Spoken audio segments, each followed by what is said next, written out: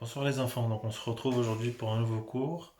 Donc on est au chapitre 10, on va parler du roi David et voilà, de tout ce qui a pu se passer après l'histoire qu'on a vue la semaine dernière concernant Moïse et la sortie du peuple hébreu d'Égypte pour aller en terre promise et voilà l'installation, parler du roi David et parler de qu'est-ce que qu'est-ce que va donner la promesse que Dieu a faite à Abraham de lui donner une descendance qui sera plus nombreuse que le ciel, et cette, euh, cette promesse que Dieu fait au peuple d'Israël en lui disant qu'ils seront sauvés et qu'il enverra quelqu'un voilà, pour être le libérateur. Donc on va commencer par une prière. Baba, Brona, Rocha, Halamin. Baba Ndile Bishmaya, Paish Rocha Shemor, Atia Melkotor, Awaj Bonor, Dardile Bishmaya Ada Hambara. أن لخمت قوتا دادي يوما شوخ طالا جنان اختياتا تمام أخني شوخ لاني تختي ليلا لا موت لن جوجورا با ألن خلصا من بيشام سبب ديلو خيلا ملكوتا خيلا وتشبوخ تاد أبا بابتين أمين شمت بابا بلونا روحت خوتشا خلا أمين. Donc voilà, comme je vous ai dit, on est au chapitre 10 aujourd'hui. Donc le chapitre 10, il se trouve à la page 86. Donc voilà, je vous laisse le temps de me vous mettre sur la page 86. Donc comme vous pouvez le voir, page 86, on nous montre différentes choses. Donc, on nous montre plusieurs images.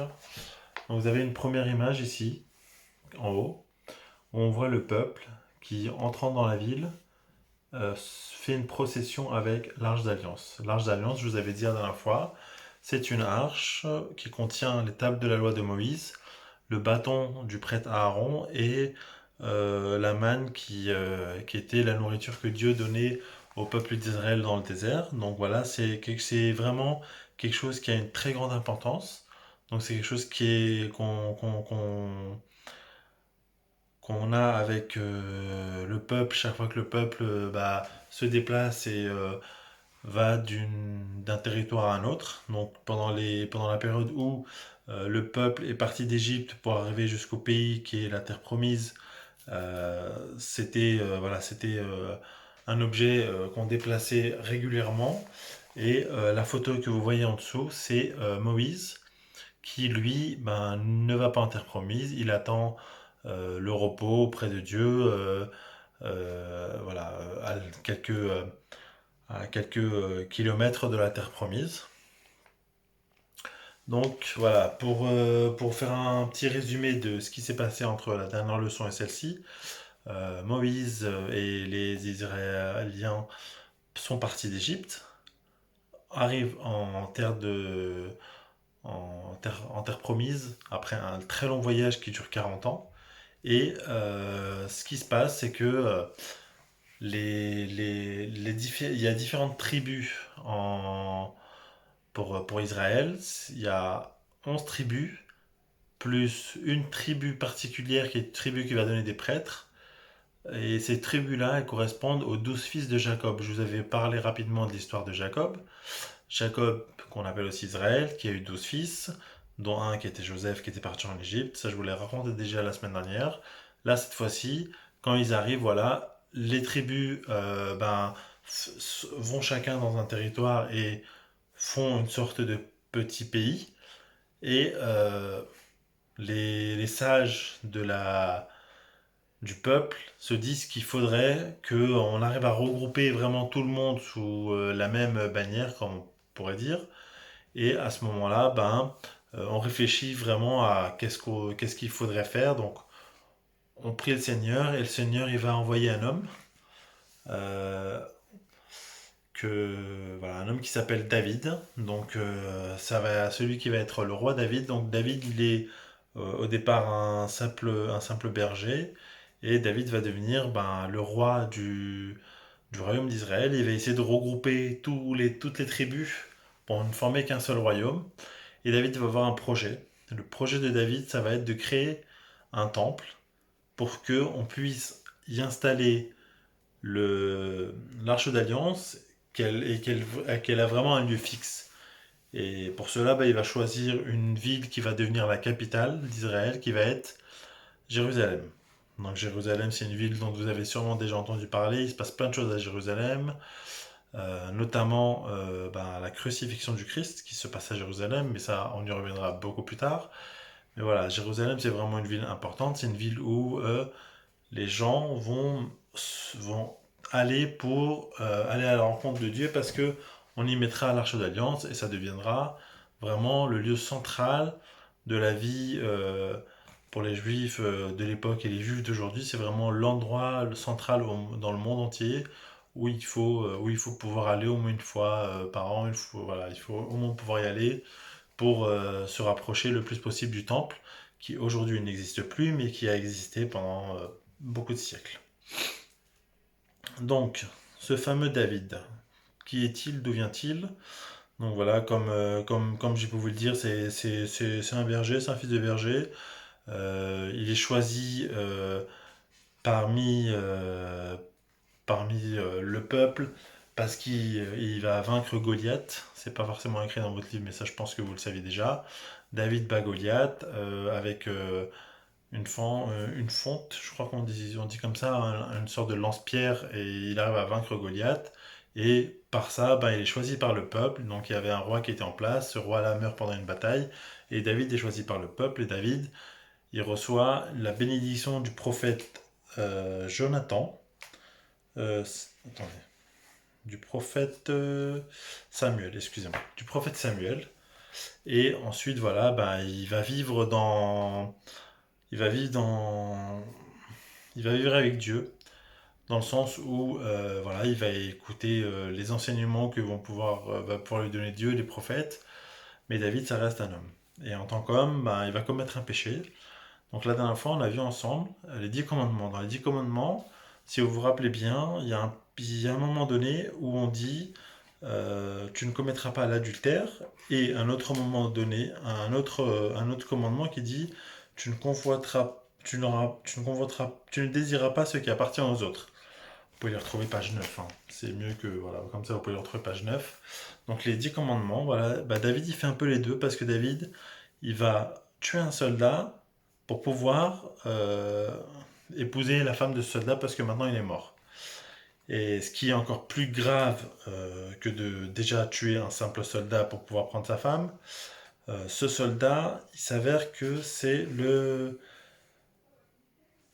un des officiers que David connaît bien. On pourra presque dire que c'est comme un frère. Donc voilà, il va jusqu'à assassiner quelqu'un qui est très proche de lui pour pouvoir épouser sa femme. Ce qui est vraiment très grave.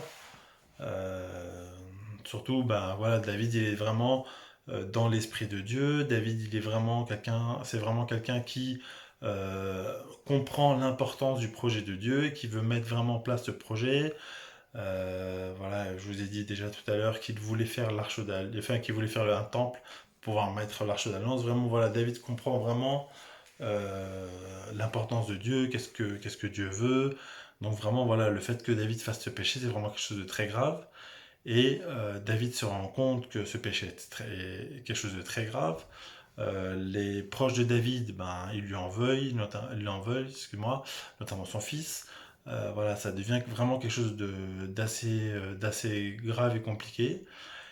Et pour autant, le Seigneur pardonne à David. Pourquoi? Nous, quand on fait des péchés, vous, quand vous faites des péchés, hein, nous tous, hein, et si vraiment de tout notre cœur on demande pardon au Seigneur, on se repent de nos péchés, et le Seigneur va nous accorder le pardon. Pourquoi je vous parle de ça? Pourquoi on parle de ça? Parce que cette année, vous allez vivre, en plus de votre première communion, vous allez vivre votre première confession.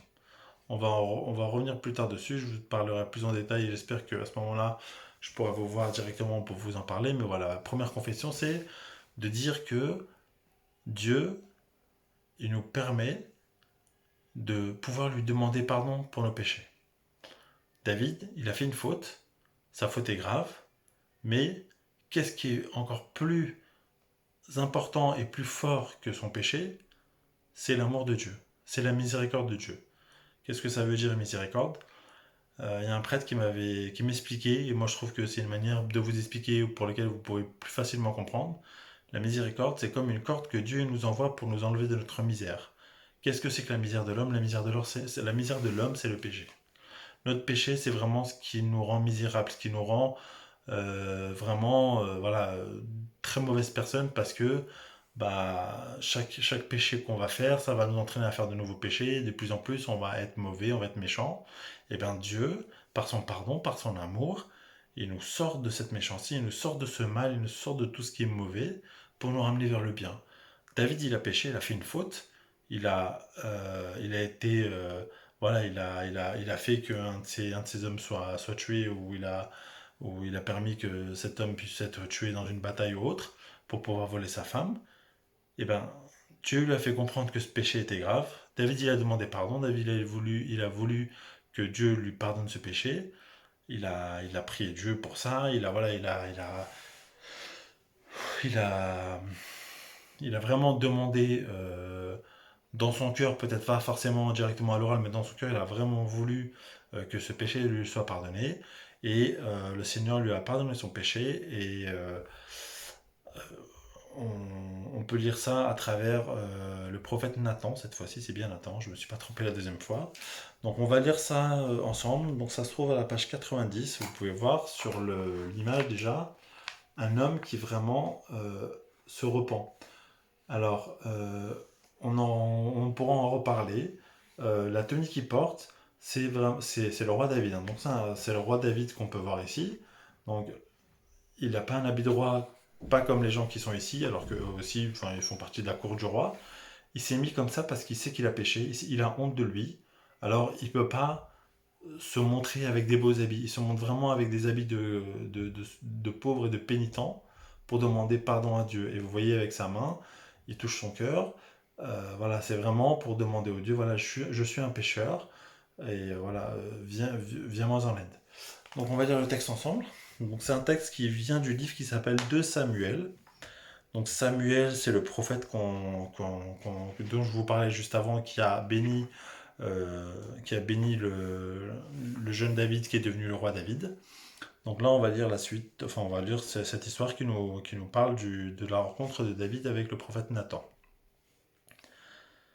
David avait gravement péché. Le Seigneur envoya vers lui le prophète Nathan, qui allait le trouver et lui dit: Dans une même ville, il y avait deux hommes. L'un était riche et l'autre était pauvre. Le riche avait des brebis et des bœufs en très grand nombre. Le pauvre avait tout juste une petite brebis qu'il avait achetée. Il la nourrissait et elle grandissait chez lui avec ses enfants. Elle mangeait de son pain, elle buvait dans sa coupe, elle dormait tout près de lui et elle était comme sa fille. Un jour, un voyageur se présenta chez l'homme riche. Celui-ci voulait nourrir son hôte, tout en ménageant ses troupeaux. Alla prendre la brebis du pauvre et la prépara pour le voyageur. En entendant cela, David entra dans une grande colère contre cet homme et dit à Nathan: Je le jure par le Seigneur qui est vivant, l'homme qui a fait cela mérite la mort. Alors Nathan dit à David: Cet homme, c'est toi. David dit à Nathan: J'ai péché contre le Seigneur. Nathan lui répondit: Le Seigneur a pardonné ton péché, tu ne mourras pas. Cependant, parce que tu as bafoué le Seigneur, le fils que tu viens d'avoir mourra, et Nathan retourna chez lui. Donc voilà, le châtiment de Dieu, il est dur, parce que David va perdre son fils. Donc son fils qui vraiment a eu beaucoup de chagrin après ce que son père a fait. Il est mort dans une bataille un peu plus tard, voilà, parce que son fils avait vraiment énormément de chagrin par rapport à ce que son père avait fait. Et lors d'une bataille que Israël a eue avec un de ses ennemis, voilà, le fils de David qui s'appelle Absalom décède. Et malheureusement, voilà, il n'y a pas de. Il n'y a pas. C'est ce châtiment-là que Dieu a donné à David à ce moment-là pour sa faute. Euh, voilà, c'est un châtiment qui est dur, mais comme Dieu a pardonné à David, David, il reconnaît qu'il est pécheur et il se dit que dans son avenir, il va faire quelque chose de meilleur. Et donc, David, il a changé à ce moment-là. Il a eu une nouvelle promesse qui a été faite à Dieu. Et cette promesse, c'est que l'un de ses descendants sera celui qui sauvera le peuple. Donc aujourd'hui, le descendant de David qui a sauvé le peuple, c'est Jésus. Jésus, qui est né de la Vierge Marie, qui a été annoncé par l'ange Gabriel et qui est le Fils de Dieu, il était aussi le fils adoptif de Joseph. Et Joseph, c'est un descendant du roi David. Donc, l'un des descendants du roi David, Jésus, va devenir celui qui va sauver les hommes, celui qui va sauver tous les hommes du péché. Tout à l'heure, je vous ai parlé de miséricorde. Et ben, Jésus, il est vraiment venu chercher toute l'humanité dans sa misère, dans son péché, pour le sauver et pour le ramener auprès du Père. Donc bientôt, on va parler de la naissance de Jésus, qui arrive bientôt, c'est bientôt Noël, hein. Voilà, donc ça sera pas la leçon de la semaine prochaine, même si elle va déjà nous préparer à son arrivée, ça sera la leçon suivante. Je vous ferai entre-temps sûrement une petite leçon particulière sur l'Immaculée Conception, qui est normalement le chapitre 12 du livre. L'Immaculée Conception, c'était le 8 décembre. Bon, j'aurais dû faire ça avant, dommage. Donc voilà, voilà, vous aurez. J'espère que j'aurai le temps de vous le faire, voilà. Donc ce cours est fini pour aujourd'hui. J'enverrai à vos parents le cours numéro 10, hein, le chapitre numéro 10. J'espère que vous prenez le temps de compléter les chapitres. Moi, je vous envoie la correction, mais j'espère que vous avez le temps de compléter les chapitres, voilà, de faire ce qu'il faut.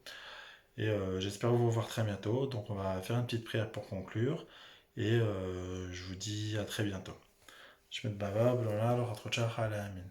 Shlama lach Mariam, Marita Naomi, Maran Mach, Borachta Binche, Barkhair Eperet Kasach Isho, Mat Mariam, Yimdala, Salam Badalan, Achni Atai, Dagosan, Matan Amin. Je me baba, blona, lo khatroucha khalamin. Allez, au revoir.